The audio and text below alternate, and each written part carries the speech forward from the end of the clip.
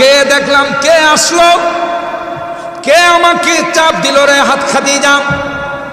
আমি বুঝতেই পারি নাই, লাকাদ খাশিতু আলা নাফসি, খাদিজা রে মা নাই বাবা নাই, এই মনের কথা কার কাছে বলবো?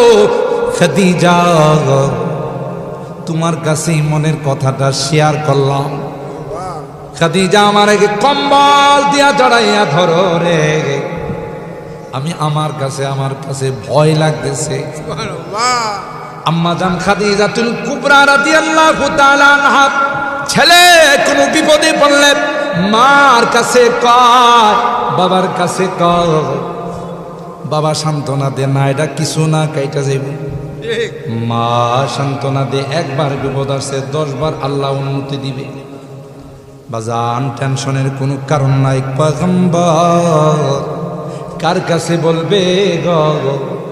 বাবা তো 6 মাস বয়সে দুনিয়ার থেকে চলে গেলেন।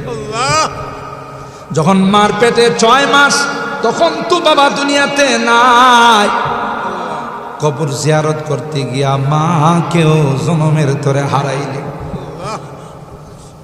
ইমান দাসের কাছে মা এতিম মুহাম্মদকে দিয়া কর, আমার এতিম সন্তানটাকে দাদার কোলে পৌঁছাই দিও, আমার সালাম জানাইও।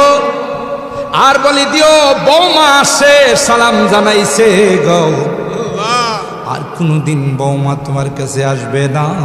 তোমার ছেলের কাছে বৌমা শুয়ে গেছে, আর কোনদিন মক্কায় আসবে না।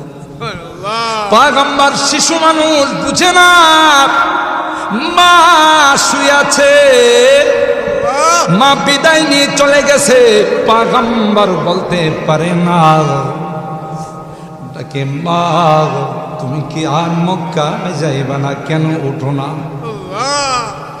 বারবার মাকে ডাক দে, মা কোনো জবাব দেয় না। উম্মে আইমান দাসী কুলে টান দিয়া নেয়া কয়, না না, আর কোনদিন তোমার মা মক্কায় যাবে না। চলো রে, আমি তোমাকে নিয়ে তোমার দাদার কাছে আমানত বুঝাই দিব। সুবহানাল্লাহ।